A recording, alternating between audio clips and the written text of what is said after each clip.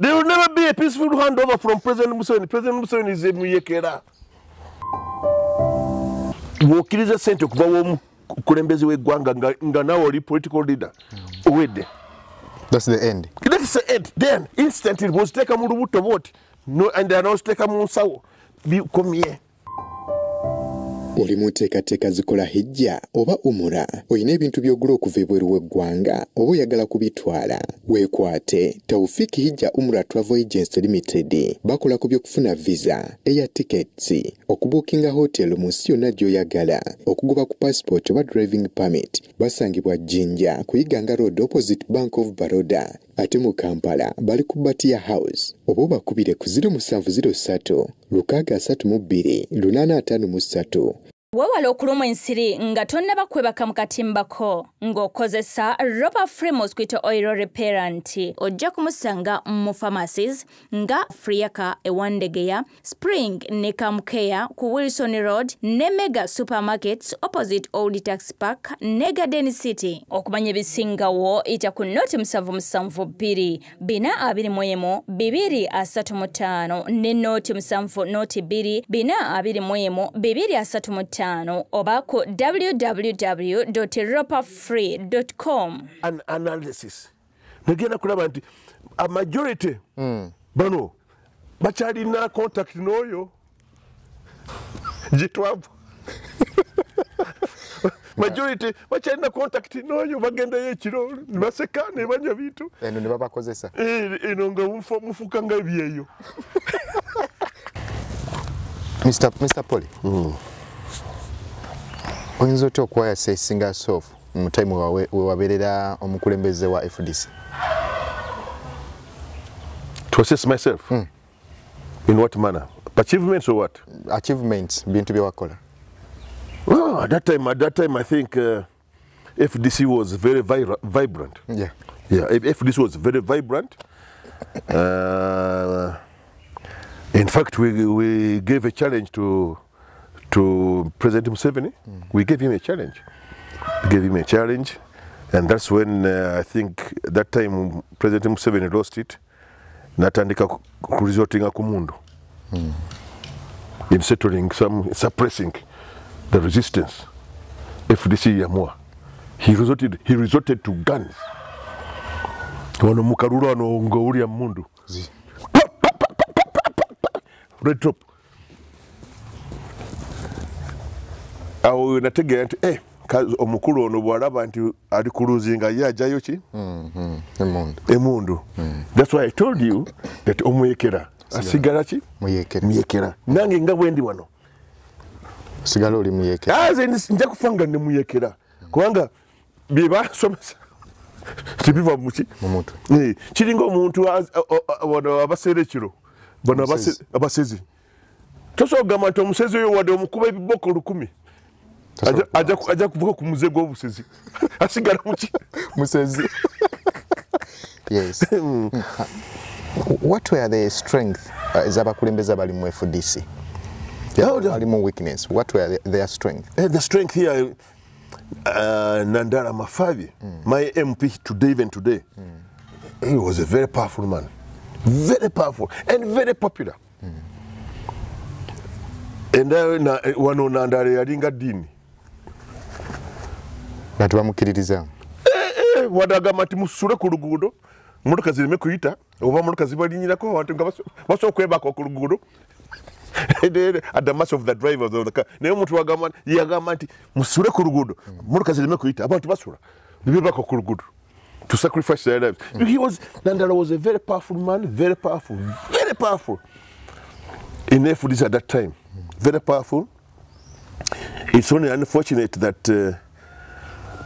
FDC has broke up. The colleagues who were friends are now seeing themselves as adversaries. And I don't want to talk much about FDC now in the present situation. Don't you feel hurt? It is painful that the party is winding up. But I just pray that the Secretary General, my Secretary General, who's also my MP, can sustain it. And because FDC had gone very much to the grassroots, I don't wish it to die. Political competition. Though if BSJ is trying to bring another one, is it patriotic what? People's it for power of what? Something. It's People Front for Freedom. Front for Freedom. I don't think that one will take very much root. Okay. And it takes time. Oyogeddeko ku kya Honorable Nandala okuba nti yali w'amaanyi nga people believe in him kyayogera. And this government bakulembeze oba President Museveni tumumanyi tasobola kulekerera with that much power. Don't you think aina kyeyakola kyonna okulaba nga akendeza that power nga naye bw'okiraba nti power yakendera? Anti earlier on I told you nkubuuliddeko nti FDC abatandika FDC twava mu NRM ne batugamba nti that is a disgruntled lot abo benyonyiza byabwe kubanga wano tebabifunye kyeba kati bakoze ki balese ekintu kyabwe. So and I reminded you nti mufwe mulimu abantu abakomangawo mabega okwogera ne Muzeeyi Museveni. Otegedde ngamba? Yes, nkutegedde. So ekyo nakyo kyawikininga nnyo leadership ya FDC. Oba okitegedde? Nkutegedde. Okuddayo bwobanga kiringa omukyala wanoma mu nnyumba yange gwe n'omuddako nemutwala kakati notegete omukyala ono akyagenda kulamba Muzeeyi pole akyayiteyo ate togoma amaanyi ganzigwamu amaanyi gagwamu nali ndowooza nti kati kadoze okufumbira wange kati kaze ekigere kirala kikyali eyo gye wava. Kiyinza kwetaagisa ki okuddayo okolagana ne bafoma boss bo mu FDC? Kati nkolagana nani mu FDC kubanga simanyi olaba Besigye agamba nti we are winding up FDC. Olaba Honorable Nandala agamba nti FDC ekyaliwo. Kakati otolaba nti awo waliyo confusion. Kati ogenda wa bano abali ku winding up oba ogenda na bano. Kati gwoba otugamba okusinziira ku principles zo ne woyinza okuziraba we ziri. Woyinza okugamba nti singa onaakola ABCD I can join him. Honorable Nandala, if Honorable Nandala can sustain FDC, Najisigaza, it will be a mark, a point. He would have scored. Okay. He would have scored. Kwanga bano basobola okubalemesa. Anti omanyi byobufuzi byaffe bya Uganda wimanyi. PFF, People's Front for Freedom. It might fail to register. But to ku level Farmers Party yali etuuse. Awo wabi nnyo. Okufuna signatures ezo entuufu kubanga nalabye ku TV bagamba nti some of these people have given us forged signatures. How do you know that they are forged? We have people who are experienced. So olaba signature y'omuntu kumpi otula in house ne bateekamu. Wali abana batuula wantu ne mu karumu n'ajjuza mwennyini. Naye ogenda kulaba nti handwriting y'omuntu ogwo. Okay. But different saying handwriting y'omuntu omu. We batuuse wazibu nnyo awo. Do you think these internal fights in political parties weaken democracy of the country? Now, kati olese ekintu ky'amaanyi kye njagadde kukuletera abantu bakitegeere. President Museveni government yabayekera. Owulidde? Nange ndi muyeekera. The way we handle our things, kiyekera. Yes. Kiringa omuswezi nga bwekugambye. Goyitira eno, ye ali akutunuludde omuyitako. Yes. That's how we operate. So I don't expect President Museveni to be democratic. Musajja yamanyira mundu. Yes. President Museveni will never be democratic. Inside President Museveni, Musajja MUYEEKERA. Awedde emirimu. Dali MUYEEKERA. Bali basajja bayeekera. Go nkusibula wano nkukubira wali. You remember Nairobi peace jokes? Yes. The talks, they call them jokes. President Museveni was in Nairobi talking with the Lutwas. Bagenda kulaba Museveni ali kudumira Katonga. Exactly. Can understand yali agenda maaso. Bano yagamba nti ngenda ko for short call. Bagenda after the next day the NRA soldiers are heading for Kampala under the command of Yoweri Museveni. Omusajja ono tubadde naye wano mu conference wano. When did he go back to command the army? That's why I'm telling you, never trust omuyeekera. Omuyeekera asigala muki? Muyeekera. Sebya democracy. Mu buyeekera tewali democracy. It is just, how do they call it? Deception. Bulimba. Omuyeekera tabya. Olaba byemwanyi yagambye etya? Ebyemwanyi yagambye atya? Babirese mutra yagambe bana. Ebyemwanyi yagambye nti those ones who are failing this bill will see fire. Wasn't there fire in the parliament? Wasn't there fire in the parliament? It was there. It was there. Those ones who are trying to disable this bill will see fire. There was fire. Abarati baba sutranga bafu. Yes. Yes. MUYEEKERA. And for me, let me tell you the truth.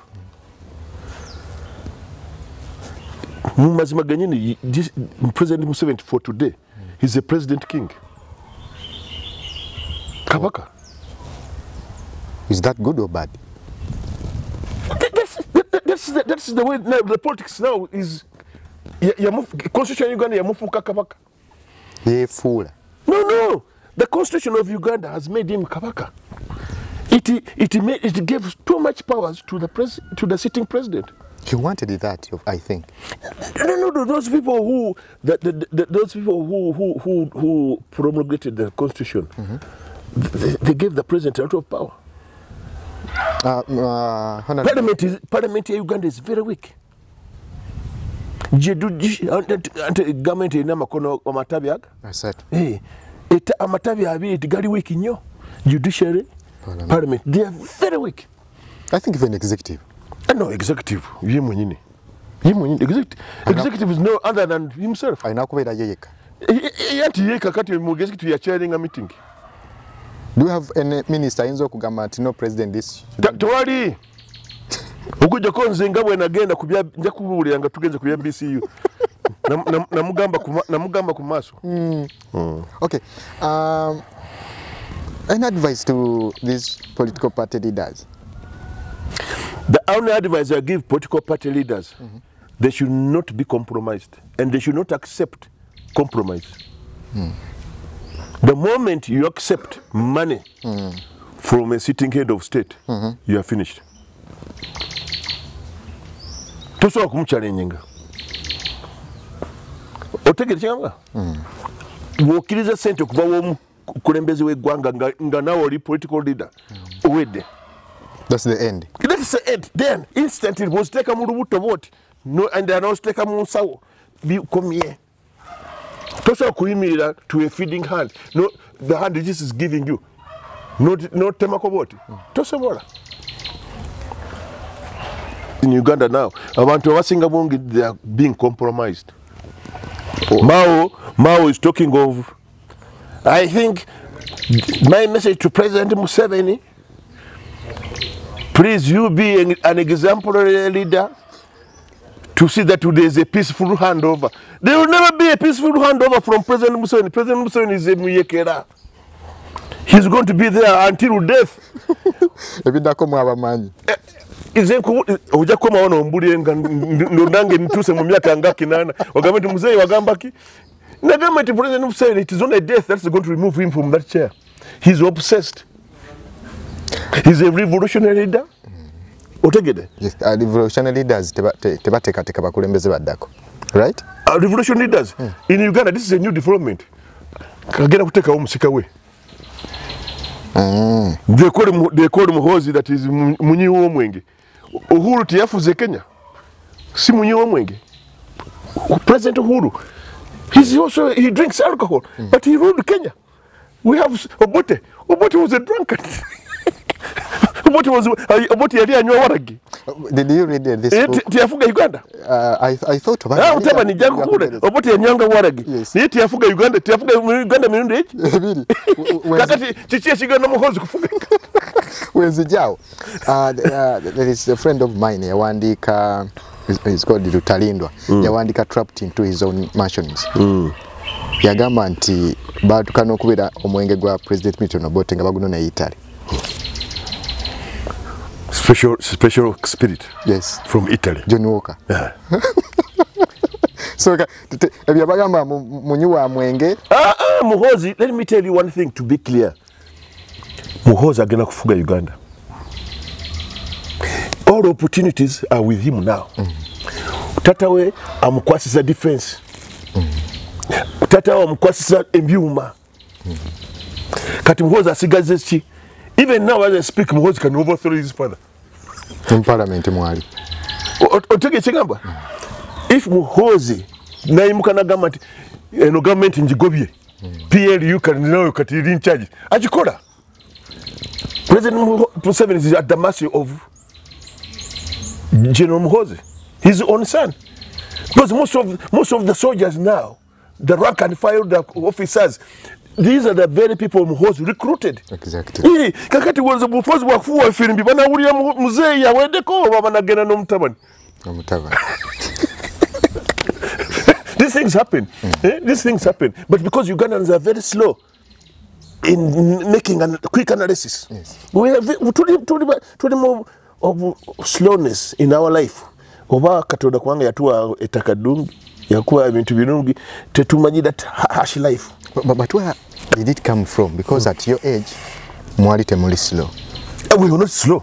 What happened? Because we grew up it was tough life. So this regime has made us to be what we are. This regime has made your thinking slower. Mudoza anti damera dene binajebyoka Katonda ajja kusalawo. Katonda ajja kukola ajja kugamba Museveni vayo.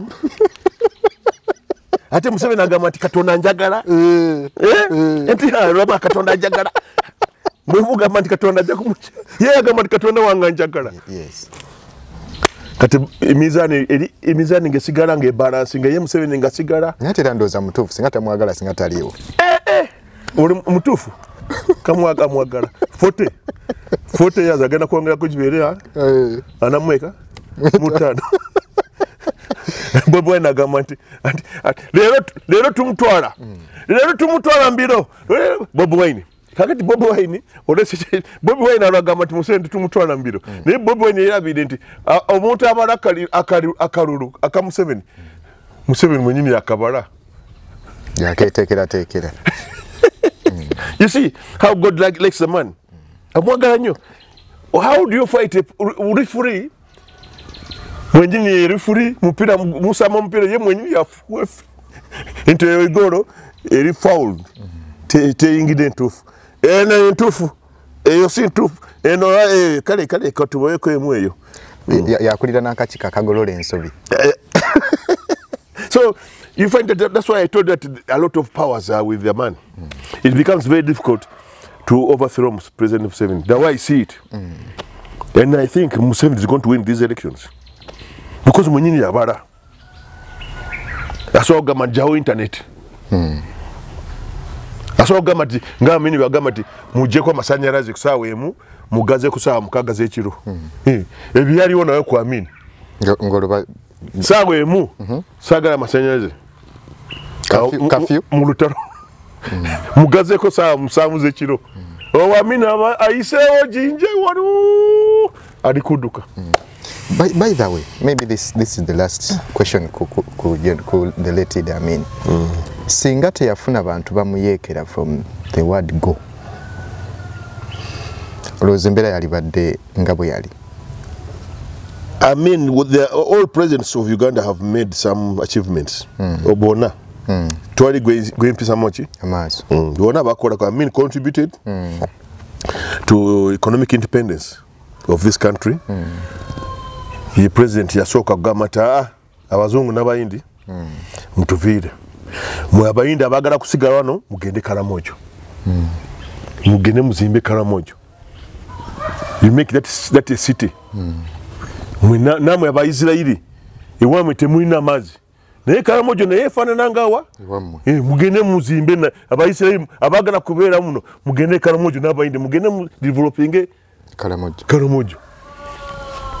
Kakati niwano ne ba feeling nti amina abanyomye ndi basala okulinya ennyonyi naye singa nze nali mu Isiraeli singa nali muindi singa nagenda Karamojo to develop singa bakyaliyo twali ebirungi bingi kubanga ettaka lya Karamojo if you have irrigation you can do wonders ate waliyo the dine not waliyo n'ebintu muki by'omutaka tibakimanya bo balowooza nti amina abanyomye ne balinya ennyonyi. So I mean he did a good thing nagamba nti mwe abazigamba na Uganda abasigadde mu bitundu birala muyingira amaduuka ago namwe muyige kusobola. He termed the economic war. Yes. That was an achievement. If hadn't Amin sent away these people using those radical methods, mwe kakati mutauni mwani ni musura mutauni abadugavu. It is a process, you know, to develop. It is a process. I mean yakola mulimo gwe namti zengenze ne abaina gabuto gonene ago mulijukira nze Amin gabuto gaweddeko yabaga. He said it and it happened. Mafuta mingi imbuto zinadayo zona zigweko. So Museveni, if you look at what and Amin was a nationalist. Yayagala nnyo eggwanga lye yayagala gwanga. Amin went with nothing. Yes. Because even he had not even finished the Arua airport. Singa airport yo yagwada yagenda nga tewa n'ennyumba ya Amin teggwanga oba atuukayo. The president's home is not complete. That means musajja yayagala gwanga lye nnyo. So now Museveni naye alina kintu kyakoze mu Uganda is raising awareness of Ugandans. How? Yeah. Antengo gambe tuli silo?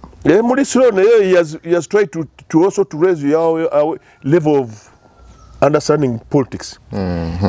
Tubadde mu politics tuli mabega nnyo. Mu politics he has tried affirmative action mu bakazi abakazi nabo bavuddeyo. He has played that part ne ku controlling ndwadde. He has tried to control HIV. Then again he has played a very big role in immunization. Saving obulamu bw'abaana. And that's why the population has.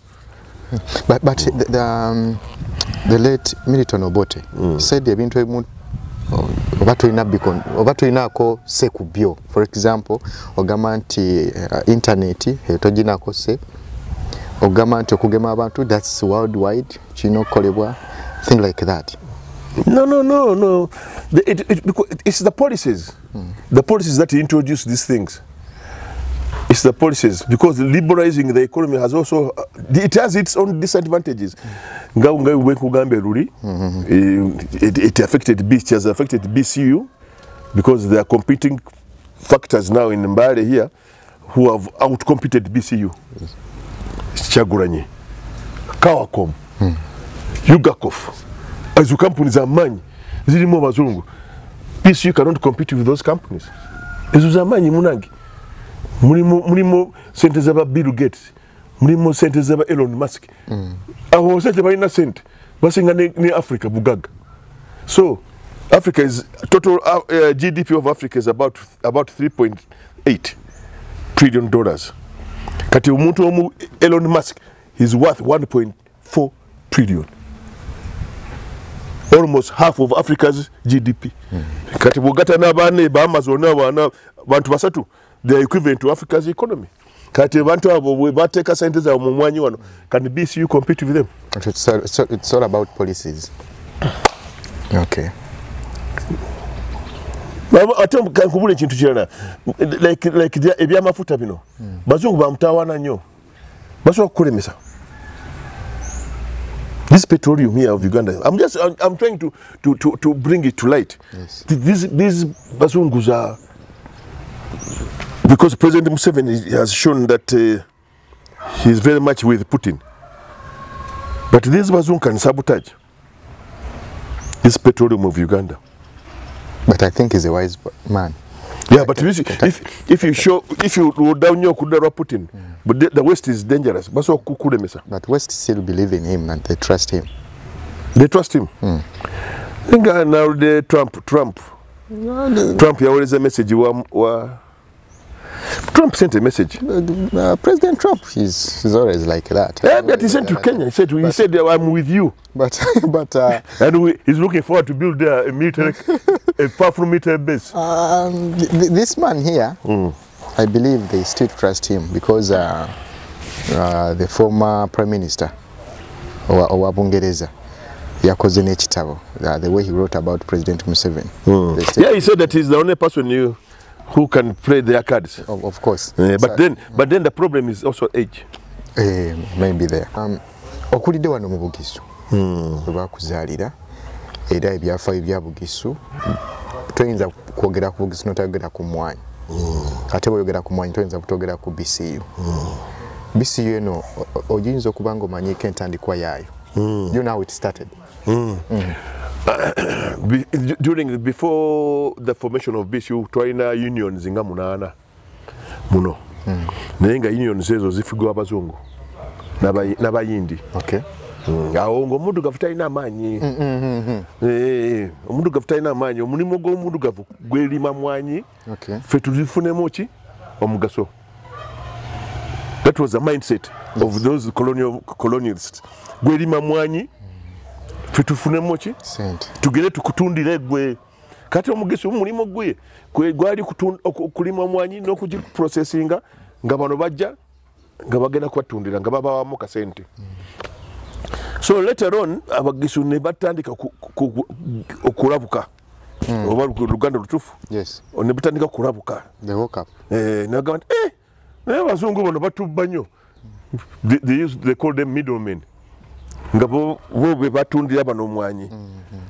Kakati ekyaliwo bano ne bagamba nti bakitutu. Muzeeyi Kitutu, the first chairman of BCU. N'agamba nti kwaki tetwegatta wamu ne tukola kintu kyaffe ekyebugisu kimu. So that's how BCU was born. It was established in 1954. Bano unioni buno bona mugambe 8 buno ne begatta ne baforminga kintu kimu kye bayita Bugisu Cooperative Union in 1954. Under Kitutu nga ye chairman, nga omuzungu gwe bayita Wood ye general manager. Okay. Abazungu. Naye nga kikyalimo amakono g'abazungu kubanga we have not got independence yet. 54. Yeah. Up to 61. Bintu bikyali mu makono gani? Gabazungu. Independence twagifuna 62. Kakati mu 57 tata wange nafuka 57 58 omuzungu n'agamba ata ndabyemu omuddugavu asobola kurunninga kintu kino. He's competent. I can say that there's somebody who's competent to run this thing now. I think I'm ready to leave. Zireyo Bulaya. Nebagana na identifying muzeeyi wange. Kati kisa ashuka muzeeyi wange na taking over nga general manager. Omwaka ogwo noza gwe banzalira munze. Okay. You're taking it over. Where are the offices? Offices zali ku Miru. Emanga ku Kyuma. What of this Kitutu house? What was taking place there? Kitutu house yali nyumba ya BCU. Boardroom. Boardroom for meetings only special. But directors of BCU bajja okutesa the future of how to run and manage the union. Katekse ne kituuka. BCU still owns that place. Yeah. Ekyo kizimbe kya BCU n'enyumba endala eno eri ku taxi park, bus park. Empanvu. Yes. Musundi House. You know, yeah, BCU. Then we have another one here, one clock tower. MTN. That is BCU property. Then we have another one towards after Kitutu House. And then a Kati boardroom. Wali Okuri DFCU. And Housing Finance Bank. Yes. You know, a property at BCU. You can see these old people invested. Yes. What of here, Stand Big, Sentinel, those are not BCU? No. Yes, okay. Kakati Nenyumba Ndara is the BCU radio. Oh, yeah. Kati nitubira kwa ne wana Osamaga Housing Estate. Nitubira kwa na kureru yao. Tuliko na obuyumba awo na obwa BCU yao. So these old men planned. Yes. They planned. Exactly. And it is the only union that was self-integrated. What do you mean? Self-integrated is that you have a project, but you have auxiliary investments where you can pick money. In case this one fails, also gena mulino gamati tugenda ku account ya mayumba gafego chiwe demo mazi to invest. Otegede kati BCU in case emwanyi bwezi kola bubi bano nga bakoma ku account za BCU bakunganya nsente ne baziteka temu mu BCU mumwanyi.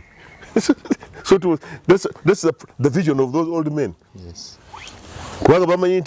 Business sometimes can fluctuate, can collapse. Yeah. Then to take a chinto chisola supporting in case chino chilemerwa to get that's what I meant by integrated, self-integrated. Okay.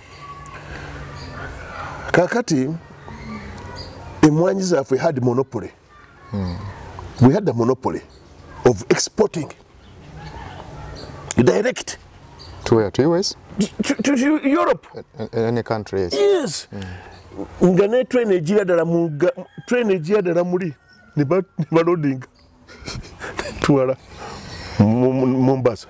Ekali omuka yajanga mu BCU. Mu train muri rere eyingira bagula wale ne yingira muri ne loading amasawo boji nga 5 Mombasa. Clean money. Kakati mwami Rure Yusuf Rure. Yes. Professor Dan Namudere yambulira. Yusuf Rure naja okukyala ko embale. Professor Yusuf Rure. Naja Dan Professor Dan Namudere omugenzi. Nagamba mutabani wange pole nkubulireko. Simanyi mbulira ko simanyi kyogera kumbulira muzee. Ati Rurenga bwe yayingira wano mbale ku na crossing Rure naraba nagamba kino tibazimba kinene kino nti eyo Bugisu Cooperative Union chuma cha Bugisu ati bantu basobola kukwata government. That was a remark from Rure. Bana Bugisu basobola kukwata government. They are able to sustain themselves. Bafuna dollar direct batu alone bafuna dollar kwa account zawe bana bakwata government. That was a remark from Rure. Kati ekisa kyatuuka nga tugenda mu independence. Abazungu ne bagamba nti mwagala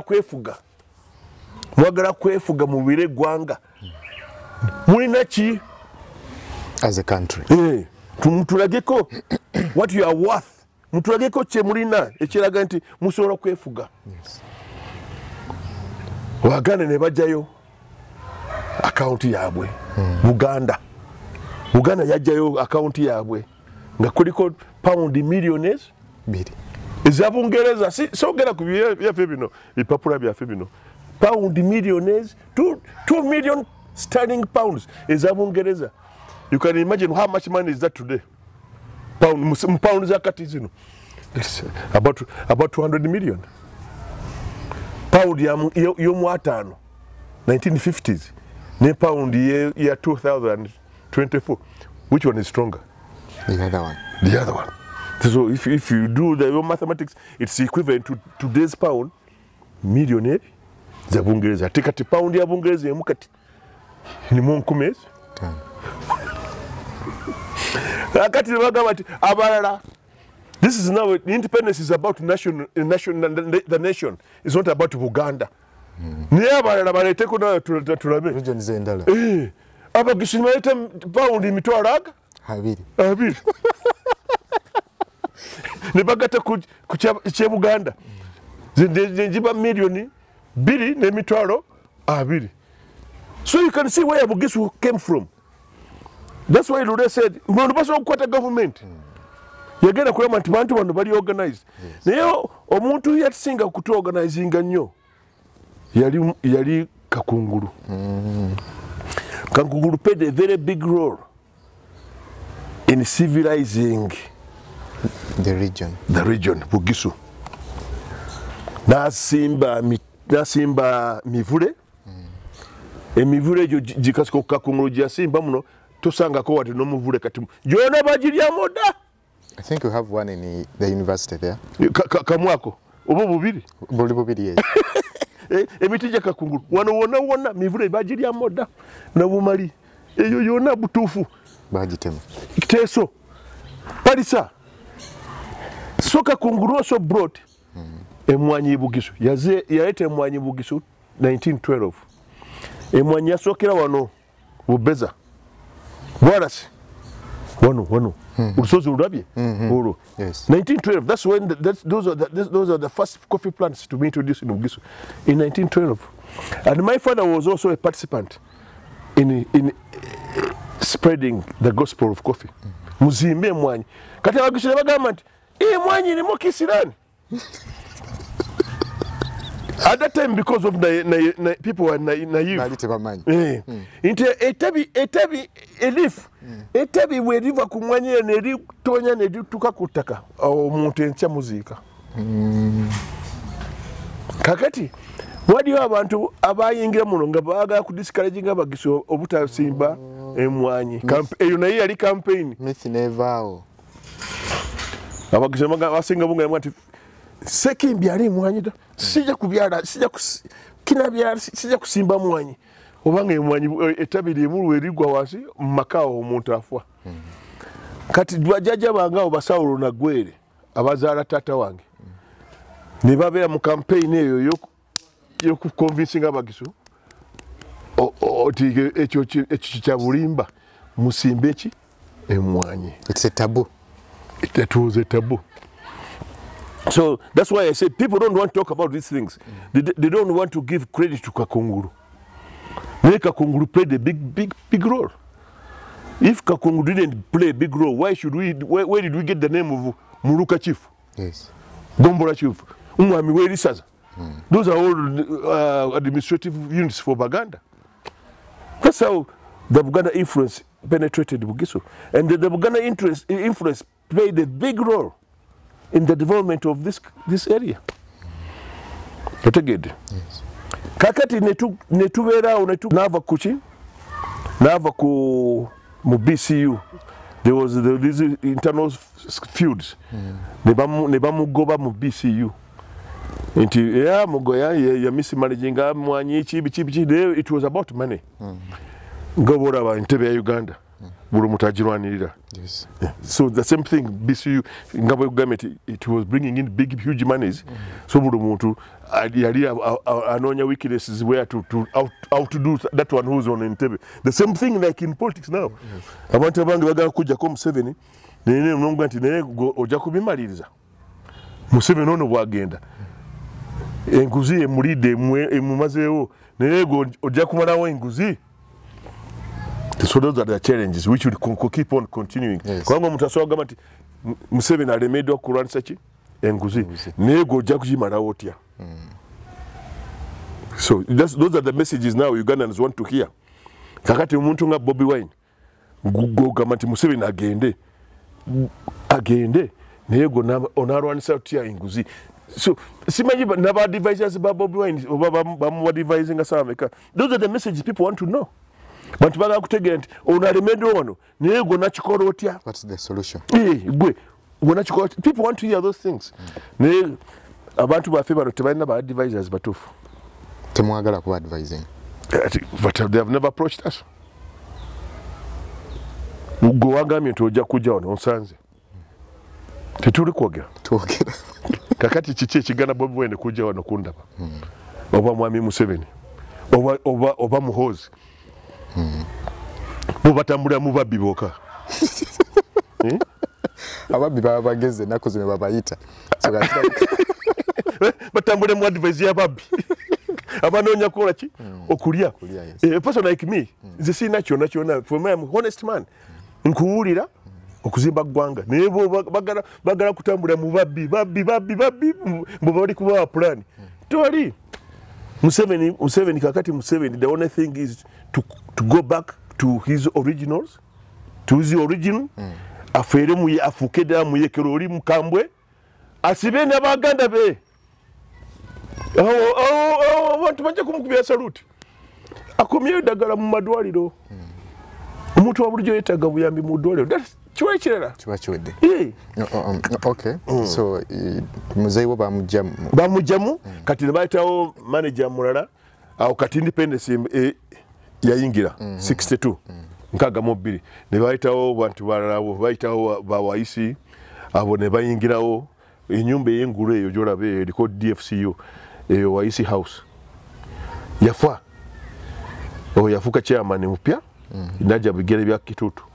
You can imagine Kitutu bamugana kubanga mbo asitudde musenyu kuloleya BCU kutwala ika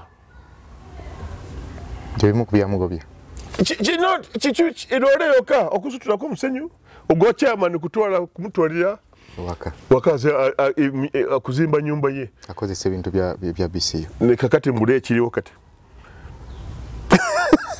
by then oyinza okubanga omanyi budget ya BCU yali yenkana oba emmwanyi zebabeeranga ba exporting. Yeah, it was huge because we had the monopoly. It was big. It was very big kubanga BCU okay yatuna emmwanyi y'ebugisi yonna. How was the payments, the transactions zalinga zikolebwa zitya from the farmer, from BCU to the farmer? Sente zali zijja wano ku ma store. So the farmer atwala emmwanyi ku store bamusasulira wano tagende eri afunira wano ku store and there was a timetable for those payments azifunira wano tugenda mbale okukiwinga ofunira wano ku store yo store ye member ya store ye bera member wa BCU si gwe muntu obera member wa store kati store ye membership ya BCU. Okay. It's the one that deals with BCU. Kakati wano we balonda ne ba delegates babiri okurepresenting a store eno n'abalimi we bagenda kuteesa muki mu BCU. Yenga sente bazifunira wano ku store. And it was very prompt. I was talking to one of the private buyers of coffee. Nga mubuuza lwaki abantu bali mu kudduka kuva mu BCU nga bajja ku private buyers. Nangamba nti BCU yali ewa abantu bonus cheats obupapula bajja okubasasulira but time erwawo nga tebabasasula. That's why people decided to run from this. Yeah, that is what they call that's what they call governance issue. Ekyo kikwatagana ne governance and management. Kati simanyi ekiri muki simanyi ekiri mu BCU naye abaddiringa ne BCU kakati be basobola kutunyonyola bulungi. But for me I call it management and governance. Okay. Why is it that the farmer takes long to get back his payment? Because as a human being bulisa olya wetega kulya wetega kulwaninga makago wetega kutwala abaana mu ddwaliro wetega kubasasulira school fees kakati sente bwezirwawo bwezityo. I think it becomes a disadvantage to the farmer. That's why I think as a government that they have decided to go to where they get it immediately. Yes. That is an issue which BCU has got to sort out. So when your dad left BCU, ani ajam? Waisi. That house, Enkuru. Enyumba eri eriko DFCU.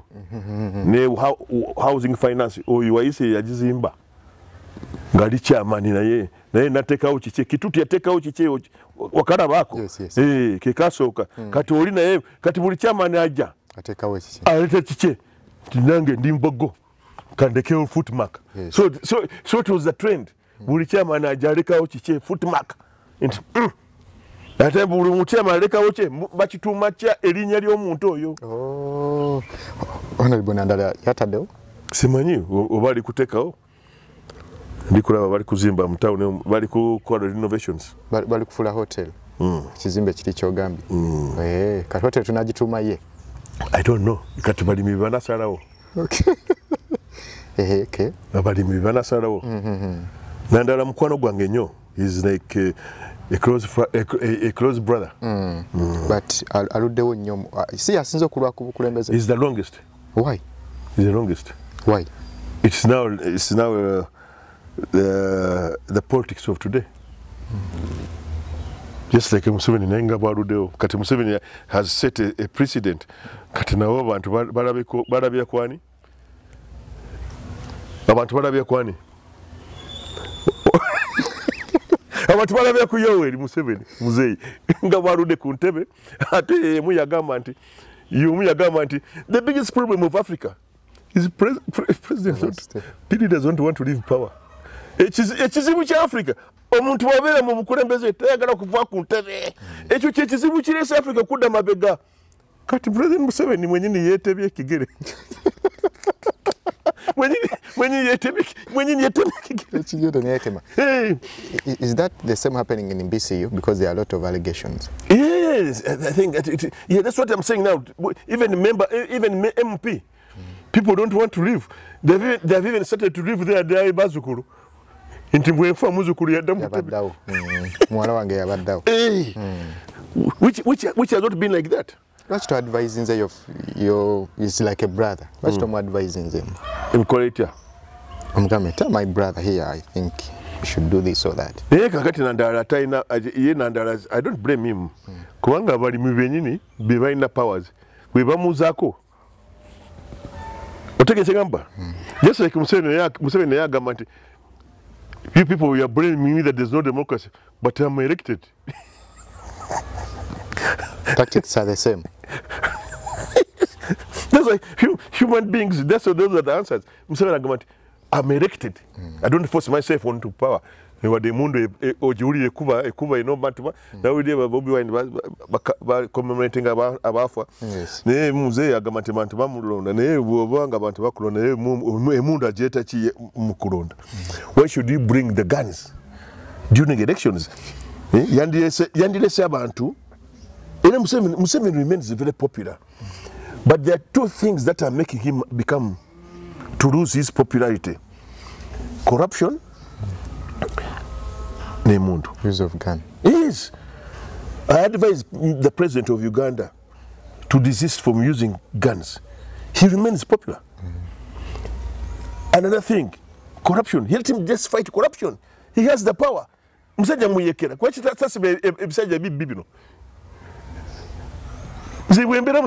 Museveni wagamba Mr. Mugoya. Ekintu kyaffe kya revolution yaffe, let us try to secure a revolution. Gamba tukwate bibbi. Nebwe nkwatemu n'omuganda wo tonenya tonyega bwe nkwatemu n'omukyala wo awa ojja kunyiigaawo. No, when we're talking about securing the revolution, mugamba nti kati nze ngenda kukwata wadde nkwatemu wosola naye ku buliri tonyiga kubanga ogumpadde omulimu okukwata babbi nkikola. Okay, let's talk real open. Wagambye oli musajja ali open.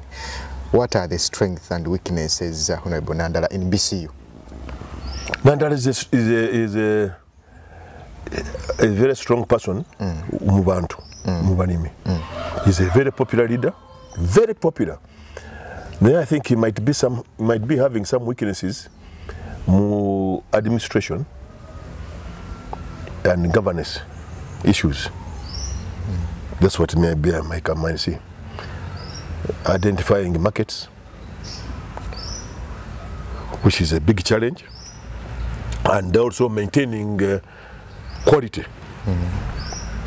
Even if we have competitors who are trying to outcompete BCU, we have them now, unlike in the previous times. Although in the previous times,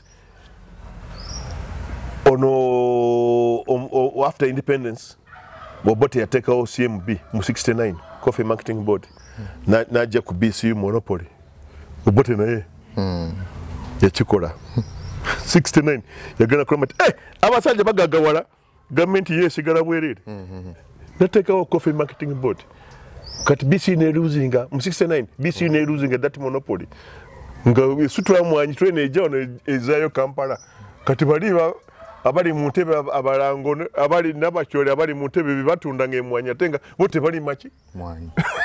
So I'm seeing also the same thing coming. Kukatuka na kwa coffee bill. We are likely to embrace what we Museveni had discarded into one of your coffee marketing your bote. That those were wrong policies. Penalty. Penalty might become again Bote. Nga coffee marketing board. Penalty asobola kutunda emwanyi eza Uganda.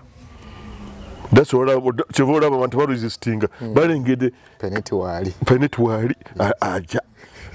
Omanyo emesi bwange yagala kuyingira mu nyumba ekuba code mpora.